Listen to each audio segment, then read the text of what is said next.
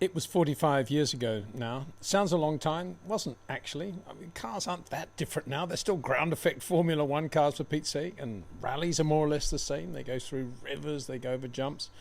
But it does nonetheless give us an opportunity to remember that in a small passage of time between July 13 and July 24 in 1980, a driver called Carlos Reutemann finished third in the British Grand Prix, round of the Formula One World Championship, and then a few days later, third in a round of the World Rally Championship in his home country of Argentina, the Codasur Rally. An amazing achievement, probably never will be equaled again by any driver in the history of the sport, I suspect. 2 third places, 2 podium finishes in consecutive events, from a Williams FW07 to a Fiat 131 Abarth rally, from the curves and the undulations of Brands Hatch to rocky roads, to river passages, to jumps, to mountain climbs, and also to the podium in Argentina. Carlos Reutemann, who, like another of his famous predecessors, Juan Manuel Fangio, began his career in rallying. It was the easiest way to get into motorsport in Argentina. Carlos grew up in rural Santa Fe, went to a very strict Jesuit school, but very quickly, at a young age, began to enjoy the feel of sliding a car around on the farm, on the fields, and on the gravel roads. He competed in rallying before he took up racing. Here he is, looking confident, but nonetheless slightly wary. And he kept in touch with Fiat through the years, partly through the local dealership in Santa Fe, Grossi Fiat, and also with his friendship with Luca Montezemolo over in Italy. And of course it was with Montezemolo's assistance that Carlos joined the Ferrari team at the back end of 76 and raced for them very successfully in 77 and 78. And that link continued. Daniel Ordetto was Ferrari team manager in 1976, but he moved into the Fiat group, and he too was a Carlos fan. And it's not clear, I never asked Carlos this question, but it's not clear exactly whose idea it was to do the Codasur. I suspect it was Carlos, over a pasta, over a San Pellegrino with Luca, or indeed Daniel Ordetto at some point, who said, yeah, wouldn't it be good to do a rally? He loved that Fiat 131 Abarth, there's no doubt about that. Had massive respect for Volterol as well, who was winning rallies at that point. But here was Carlos wanting to do his home event, even though it fell between 2 World Championship Formula One Grand Prix, the British Grand Prix and the German Grand Prix in 1980. But of course, not only were they the days when drivers like Carlos could kind of do what they wanted to do between races, but also he had a very special relationship with Frank Williams. And although Frank had zero interest in rallying, and all he wanted from Carlos was a totally professional performance week in, week out. When Carlos did say to Frank, I think I go to Argentina, I do a small rally there. I think Frank probably said, yeah, no problem, get on with it, Carlos. And the funny thing is that Carlos wore the overalls that he had 3 or 4 sets of overalls for that 1980 season in Formula One. They're the overalls he wore in the rally as well, complete with the Williams badge on them as well. Simpson and Stan 21 overalls, mix and match. So Carlos spent a lot of time, obviously, first negotiating the whole thing with Fiat.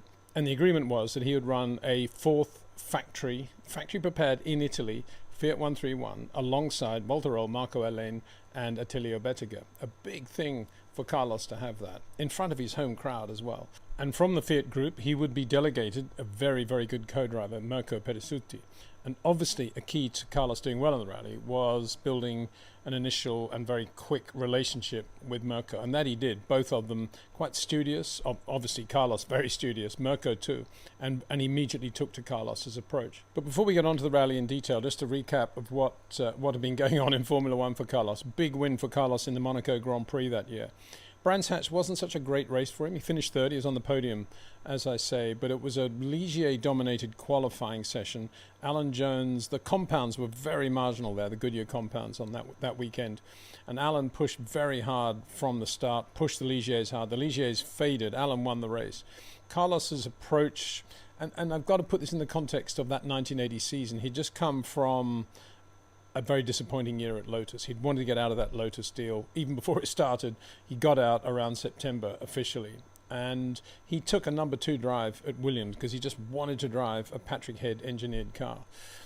And so he was quite subservient to Alan, and in terms of the team as well. And he'd won Monaco, and I think his mindset then was, I'm never really going to be able to go out and race Alan and beat Alan. So he was always sort of playing the team game in 1980. And his role in 1980 at Brands Hatch was to start slowly, look after the tyres, above all try to avoid blisters. and then see what happened in the last 30 laps of the race. Two things didn't really go to plan. One was that the tyres did blister quite early on, not on Carlos's car, but on Alan's car. But he was able to drive the race with the blisters and won the Grand Prix. So the blisters in reality were a distraction. Carlos didn't get any blisters. But by the time he started to push, he was back in 4th place. And Brands Hatch, of course, very, very difficult with traffic. And you get behind a car, there was no GPS, there were no impeding regulations back then. Carlos could lose 2 or 3 laps just getting past one car. So in the end, the best he could do was finish 3rd. It was a sort of team result for Carlos. He didn't feel great about it, but there he was on the podium, spraying the champagne alongside Nelson and Alan. So that's where he was in Formula 1. Then he flew to Argentina. And I think the best way to try to capture this rally, because obviously there's not a lot of footage and there was not a lot of coverage of it in Europe, but there was some great reporting by Corsa and El Grafico magazines in Argentina. And so what I'd like to do now is read some of the reports and some of the first-hand accounts from Carlos from the rally. These have never been seen or read before, I think, in the English language. So this is Carlos Reutemann's 1980 Côte d'Azur, when he finished 3rd on the podium, 6 days after, and the rally began 6 days after that British Grand Prix. So this is an initial article in Corsa magazine before the rally, and there wasn't at this point absolutely sure that Carlos was going to be allowed or could do the rally. And so to repeat, this is in Corsa. This is written in the third person by a Corsa journalist at the moment. Tucumán lived a different week that year, not as peaceful as it would be normally. This was firstly due to the arrival of Carlos Reutemann on Wednesday afternoon, and then due to the arrival of Diego Maradona the next day, the two figures staying in different hotels but only 20 meters from one another. For this reason, a sector of the city centre seemed like a concentration camp as thousands of people circled around the hotels trying to get the signature of their two idols. And in true Reutemann style, as expected, it was the same Wednesday afternoon that he made contact with the car. He didn't waste any time, in other words.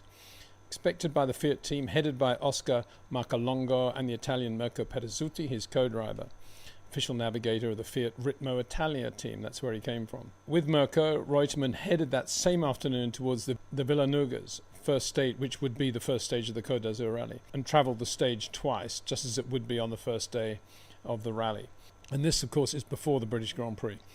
At night, he went to rest early, and the next day at 7:15, the route of what will be the second stage of the rally began, heading towards Salta. This stage was marked as the hardest of the entire rally, and therefore Reutemann was paying particular, dedicated attention to each section. But nevertheless, he could not finish doing it, nor recognise what the third stage would be, because 80 kilometres from Salta, the Fiat's engine broke due to a lack of oil pressure. Therefore, Carlos returned to Santa Fe, to his home, after a stopover in Buenos Aires to prepare for his next trip to Europe. It was on the drive back to his farm in Santa Fe that we spoke to him and asked him about his upcoming potential rally. "I'm crazy about this car and I want to do the rally, but I still don't know if I can," said Carlos. "Time is my worst enemy. I'll only be able to solve it when I'm in Europe and see how my next work plan goes." The car is just incredible. Always there, always climbing. It's just a bulldozer. I don't know how to define it well, but I assure you that until today I had no idea what a 1980 rally car was. In many sections I stopped to look behind, because if you go down a dirt or gravel road, you have the car ploughing in low gear. There's nothing left of the road. For example, when you drive on a bad, very thick gravel road with big stones, the only thing the car does is jump. But on this car, nothing broke and nothing fell apart. I went to cross a river and put it in full second gear to pass quickly and not get stuck, and the car just passed as if it was a war tank. This is Carlos talking. As for the driving technique, the first day I studied it a lot on the way to the Villanugas. Then I worked with everything I had. It costs you a little at first. The steering is heavy and the handling in general has its own technique. For example, they told me that most drivers like to get the nose in a little bit and then straighten the car with the rear. This, of course, wasn't Carlos's style ever. He's a short corner driver of enormous talent. So I thought it was quite interesting the way he describes it. But for me, it was more successful to put the nose into the rope of the curve. I've been trying to work out what that means, but I think it means he's just sort of going in, following the radius of the corner, but just going in tighter slightly than the radius. In other words, short corner. And then make it go backwards just a little bit, and then so in other words, he just gets the back end out slightly just to get the balance with the handbrake, but then always accelerating at that point, because it seems to me that if you go too far wide, you're wasting time. There's Carlos Reutemann actually saying it. But of course, this has to be a very special technique. I think this will be a barbaric and highly contested rally. The car will be one of the candidates of winning, obviously, but we also have to take into account the Mercedes of Hannu Mikkola, because there are very fast sectors, and the Opels, I know they're coming as well. Obviously, correct tyre choice is going to be critical, as is reliability. The car has very good power-to-weight ratio. What varies the most is the driving technique and the physical appearance of the drivers. I will talk to Frank very calmly about this topic, about doing the rally.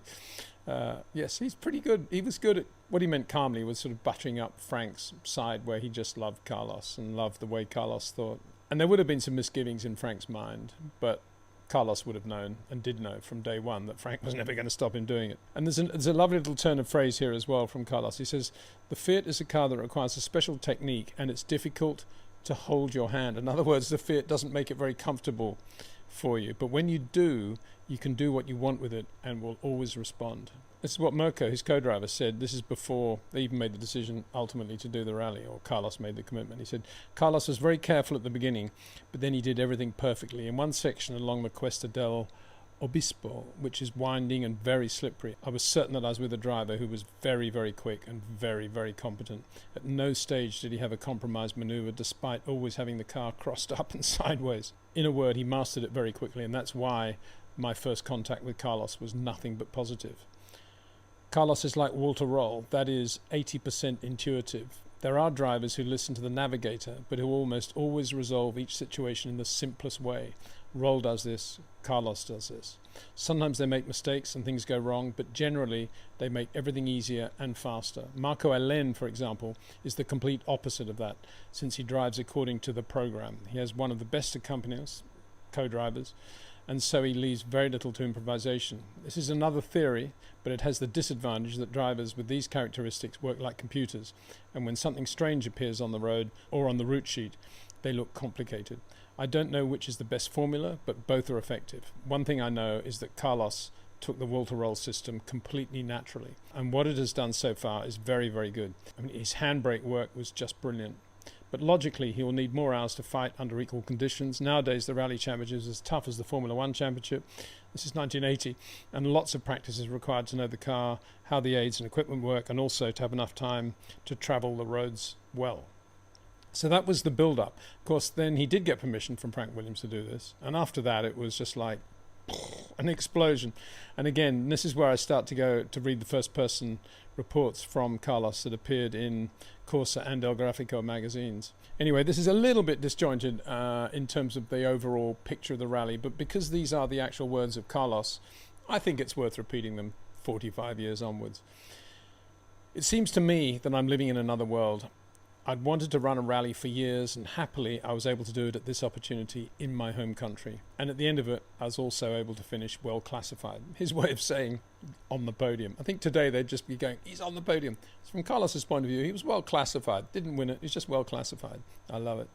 Honestly, everything turned out perfectly for me, and I confess that I lived an exciting adventure because I never thought that motorsport would have such a special reputation in my country. Reaching the end of any stage meant an odyssey for the people in the organisation and the police in the area, because the audience just burst into a single shout of encouragement for me.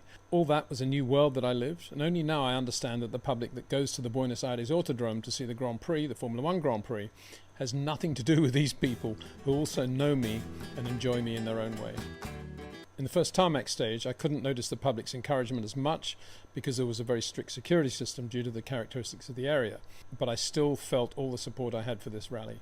And when I reached a neutralization section, in other words, a transport area between two stages, halfway through the second stage, everything was crazy.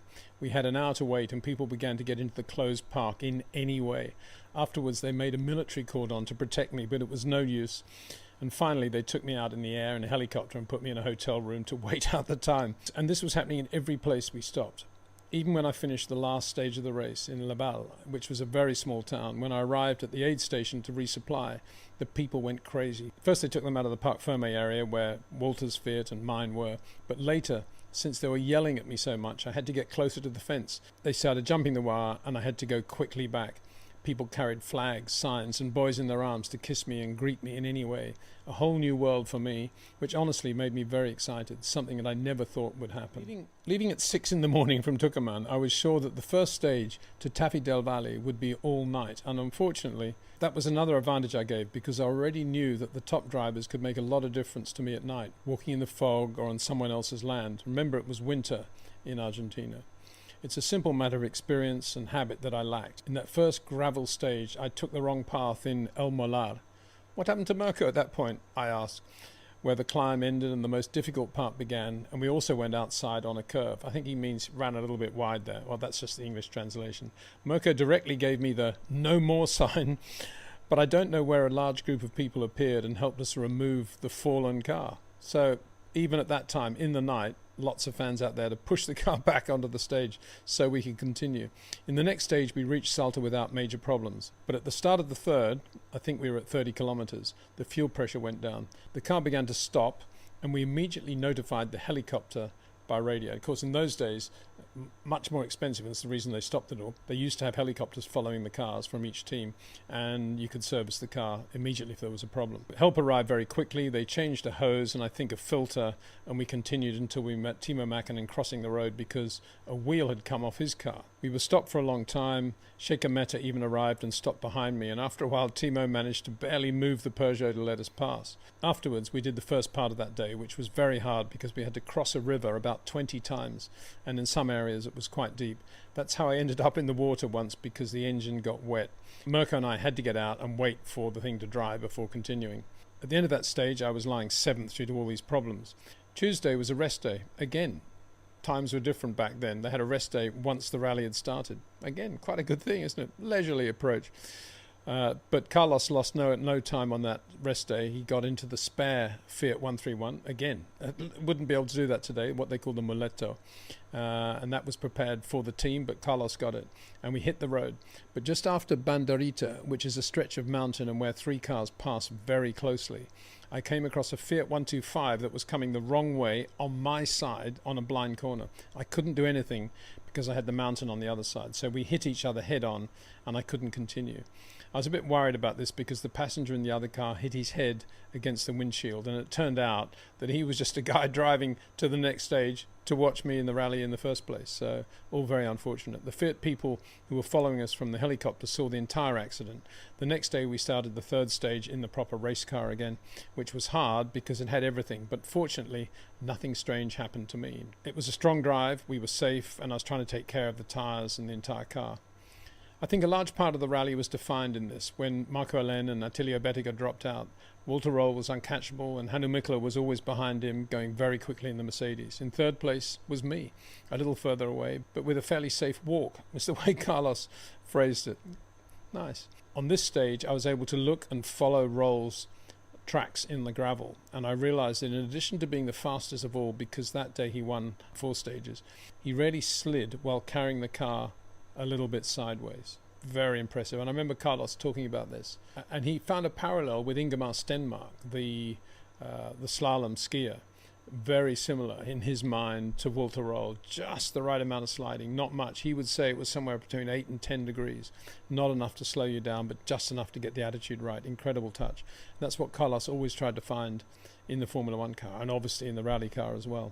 I tried to imitate this by following Walter's tracks. Finally then came the Thursday stage where the rally finished, and then the 3 or 4 of us in front ran thinking about the clock and the kilometers would stop so that everything would end as it was. Mikkola went a bit off script because he went flat out and won 3 of the 4 last stages, but it must also have been because Roll was taking care of himself. When I was in Parc Fermé to start this last stage, Sheikha Mehta came up and said with a laugh that I needed to go flat out and I had a real chance to win. But I think it was him just hoping that I would do that and he could get my position by making a mistake or doing something. I replied to Sheikha, no chance of that. I'm going to run this last stage as if it's the last lap of a Grand Prix that I'm about to win. Finally we left and everything was very normal. There was a lot of dirt on the stage, but everything went well. I only got a little bit worried on the 3rd stage when passing El Portezuelo in an area that is pampa with very fast curves. They were burning the grass on the side of the road, and now we entered a sector of impressive smoke. Nothing could be seen, and in 5th gear I had to brake very hard and continue in 1st, guiding myself along the sideline of the road. It was about 200 meters until everything happened. Later, I found 3 calves, baby cows, and I think I touched the last one on the hind legs. Carlos, being a farmer who loved animals, would have been very, very hurt by that. But I think he makes the point that he just touched it and it was okay. At the end of the prime, they changed a crossbar from the box and also replaced a single wheel bearing, which made a hell of a noise. So I reached the end with the logical joy of my having finished in 3rd place. My conclusions, said Carlos. This is a world as professional as Formula One. I come from the other category, and I can assure you that the difference lies in the physical aspect. In Formula One, there's no doubt that the human effort is much greater. The concentration demands more, brake retardation is very great, and I think the rhythm is critical too. Leaving aside the fact that to be a top driver in both categories you need ability, obviously, which Carlos had in spades, I can assure you that the rally is a matter of getting used to the conditions, adaptation to the car, and always living around this. In other words, it's a profession like any other, and to do it well, to have 10 points, you have to work and prepare 10 points as well. From what I saw in this race, I think that's the case, although apparently Walter Röhrl stands out from the leading group because he drives faster than anybody else. My feeling is that the times are made in the fast sections, as happens in Formula One. You have to come in 5th gear on the dirt or the gravel with the car moving everywhere, and that is difficult. But it's all very nice because the Fiat is a noble car. It's a lovely word the Spanish used, noble, noble, to describe. You can describe your dog as noble, Dexter's noble, or the car can be noble. In other words, it's got dignity and it's a great car. No other word to describe it really. The Fiat is noble, and it therefore allows you to do anything barbaric, including looking at its tail when you pass it on a curve. In other words, get it really sideways, looking at its tail. That is a series of details that Formula One doesn't allow you to do. Another important thing is the navigator. Here it should be 50% because you have to achieve perfect communication with him, and that won't be achieved until at least a year of knowing and working with one another. Before finishing, talk about these points. The car, the team, and the winner. The car is incredible. I doubted its performance over so many kilometers, but they showed me that it is an unbreakable iron. It just never stops. The team is a phenomenon. They came with only 14 mechanics, and they are so organized that they did everything perfectly since no one lacked attention. They didn't think I'd play this role either. When I played the second half in the first stage, no one understood anything, and a tremendous mess was created in the team. In the second stage, they were also very worried because they thought that I would end the night and the issue of help would become complicated for them. But actually, I arrived shortly after Röhrl, and I think they were somewhat surprised. Finally, a little bit about Walter Röhrl. He's a sensational guy. Anything I asked him, he answered in detail, and he never had a problem telling me anything. I think he's outstanding, a truly great driver. Am I going to run another rally? Today I couldn't say, because by doing it I gave a lot of leeway. To run you would have to do the entire route several times until you're always walking at full speed. Walking at full speed, another Carlosism, lovely. How I ran now is the same as doing the fast corner in Buenos Aires, the Codavon, with an F1 car and taking my foot off the accelerator. In other words, giving advantage, and I hate doing that. As it happened, Carlos did do the rally again, this time in 1985. He retired from Formula One after the Brazilian Grand Prix 1982. He was now looking at a career potentially in politics. But before he did that, through his friendship with Jean Todt, who he'd met, of course, in the 1980 Rally Codasur, he arranged to drive a factory Group B 600 horsepower Peugeot 205-16. It was a horrifically dangerous period for rallying. We lost both Henry Toivonen and Attila Bettiger in those Group B cars, and Ari Vatanen had a massive shunt in the 85 Argentine rally. But Carlos nonetheless drove beautifully and again finished third overall, this time at the wheel of a formidable Peugeot 205-16 Turbo. And just to continue that vein, of course, he came back in 84 to Europe to do that Mercedes 2.4 Cosworth 190E race at the Nürburgring, the new Nürburgring, and qualified second, beaten only by Alain Prost, and he qualified ahead of Ayrton Senna. He'd never seen the circuit before, of course, and he was already 2 years into retirement, and he qualified second for that race and finished third behind Senna and Niki. And whilst I say that the British Grand Prix in 1980 wasn't a great Grand Prix for Carlos, we should also remember that that weekend he won the ProCar race in the BMW M1 at Brands in 1980. So finished third on the podium for the Formula One race, won the ProCar race in the BMW M1, flew to Argentina and finished third in the Rally Codasur, round of the World Rally Championship. That's how good Carlos Reutemann was. Immediately after the rally, he wasn't able to enjoy the moment that much. He had to fly back very quickly to test at Brands on the short circuit. Can you think of anything more anticlimactic than having finished third in that rally with all that adulation and just the thrill of driving for the Fiat factory team with Walter and so forth, and then having to go back to an empty Brands hatch to test for Williams. And guess what? The test was foreshortened. There was some sort of gearbox problem, I think I remember, and he didn't do many laps. So the whole thing was a complete waste of time. And then to put it all into chronological context, and this encapsulates, I guess, in many ways, motorsport from that period, 1980. He does the British Grand Prix, he does the rally, he goes back to Brands to do the testing. And then a few days later, Patrick Depailler is killed testing at Hockenheim in the Alfa Romeo when a front tyre goes down. And they're going to put up catch fencing on that long, fast right-hander at the back end of the Hockenheim circuit, virtually flat. But they hadn't got the catch fencing in place for the test, so there was just runoff area and then a guardrail. And a bit like Ayrton Senna, Patrick's left front went straight off through the runoff area and straight into the guardrail, moved the guardrail back, I don't know, about 4 feet. So talk about a vortex of emotions and actions in the life of Carlos in that period. He knew Patrick very well, got on with Patrick very well. So he would have had Brands, Codasur, unbelievable, flying back to Brands for the test, and then the news that Patrick had lost his life. And then he had to do the German Grand Prix. So, just a little moment. You could say a moment in time. Obviously, it was more than just a moment. It was a few weeks. But it was an astounding few weeks. A pivotal few weeks, if you like, in the life of Carlos. But I think it also showed motorsport and historians of motorsport that Carlos Reutemann is without doubt one of the greatest racing drivers of all time, if you take into account everything he did on a racetrack and everything he did on a rally stage as well.